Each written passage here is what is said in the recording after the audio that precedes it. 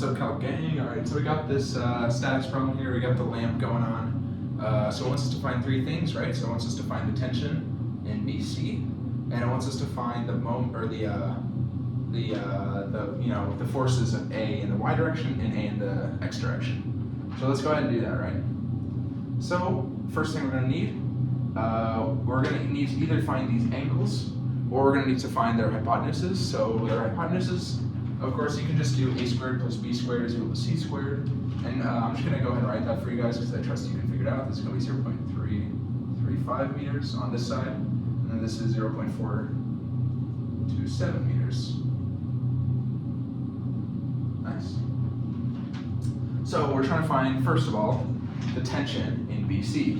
So if we want to find the tension in BC, well, we can always take the sum of the forces in the x, sum of the forces in the y. But what we're going to end up happening is we're going to have unknowns, right? We're going to have three unknowns: ax, ay, and cb. We don't know those things, and we're going to make two equations out of those. So the best thing we can do is find the moment around A. If we find the moment around A, then A is not part of the equation because there's no distance from A. So then the only things affecting this are going to be the force of G and C and BC. So that's going to help us a lot, right? So let's go ahead and just do that, right? So let's take the moment around A. So moment of A, right? I've done this a million times on my channel, but I'm going to assume you guys know what we're doing. You take the force in the x direction times distance in the y direction plus force in the y direction, distance in the x direction. So right, let's start. So we're starting at A, and our first force is at B, and this force acts like this, right? This is force BC. It's a vector, right? It has a direction, so it's going to have two forces, basically. So let's start with the x direction. So it starts with force BC. In the x direction, it's going to be 0.15 over 0.335. Right, what we're doing is taking how much it moves in the x direction and going over its hypotenuse, and this is going to give us how far it goes in the x direction, basically, or how much it's acting in the x direction. So then we got to think about moment, right? So which direction is this acting? We have to do distance too. So this is in the x direction, so its distance is 0.4 meters, right? That's its distance in the y. So which way is the x making it go? So it's pulling this way. So if it's pulling this way around A, it's going to want to rotate clockwise. Oh, that's counterclockwise. I'm illegible, I can't read my clocks. Okay, I'm glad I checked that though. I'm running on a lot of sleep actually, but it is later today. So clockwise is this way. It's going counterclockwise, so it's a positive. Nice. Glad I checked that. So let's do in the y direction now. So I'm going to put this plus sign here, so it's going to be plus force BC, and then in the y direction, so it goes 0.3 for every 0.335, so it'll be 0.3 over 0.335. So this is how much it acts in the y direction. And then of course we have to do distance in the x direction, so it goes 0.15. Nice. So then, let's see, is it positive or negative? Well, it's pulling from here, it's pulling upward. So if you pull up here, you can kind of imagine it's going to want to slowly rotate around this way, which is, again, counterclockwise, so the positive is correct here. So then let's look at G. So G is pulling downward here, right? This is a force of gravity. So it's pulling down here, and it's only acting in the y direction. So it's going to want to pull this way around A, which is clockwise. So we're going to have to subtract G. So we're going to subtract G. So force of G, right, is mass times gravity. So we know its mass is 15, and then gravity is 9.81. And then it's distance in the x direction, right? Because we're doing force in the y, we have to do distance in the x. So it goes to 0.5 meters over, and then another 0.5 meters over. So it's going to be 0.15 times 0.5, which is 0.65. Nice. And then we know the moment's equal to 0 because it's at equilibrium. So then what we have here, right, is this entire equation with just one FBC, right? There's only one unknown here.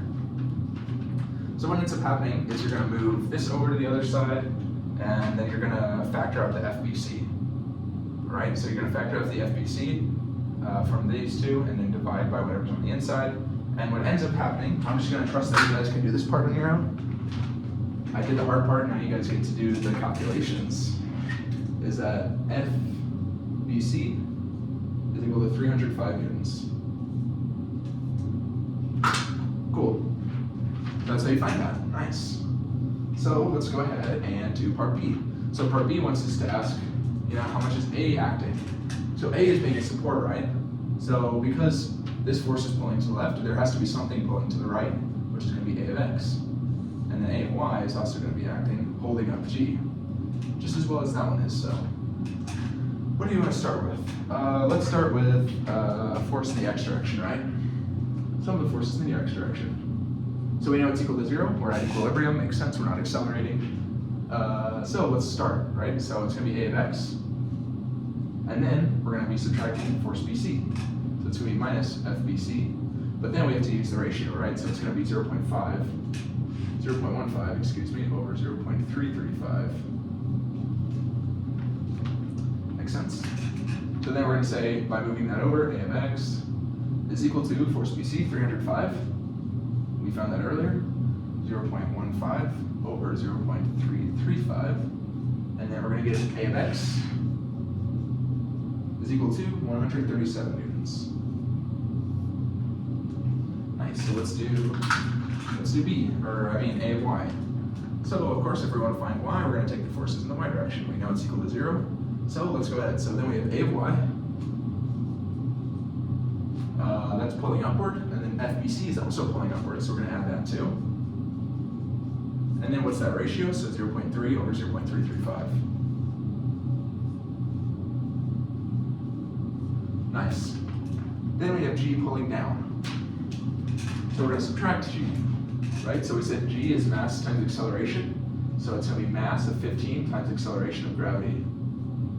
So then we know FBC, so we can move that over. So then we can say A of Y is equal to, it's going to be negative 305, right? FBC is 0.3 over 0.335. And then we're going to be adding this 15 times 9.81. And then we're going to get A of Y is equal to negative 126 newtons. How is that, right? So A is actually pulling down on the system, which is interesting. Okay, so there we go. So that's how you solve this kind of problem. Yeah. So just break it down into parts and you can do it, right? So there you go. If you need any more help with your calc homework or physics homework or statics homework, I'm your guy, right? Come to my channel. So I'll see you in the next one, guys. Peace.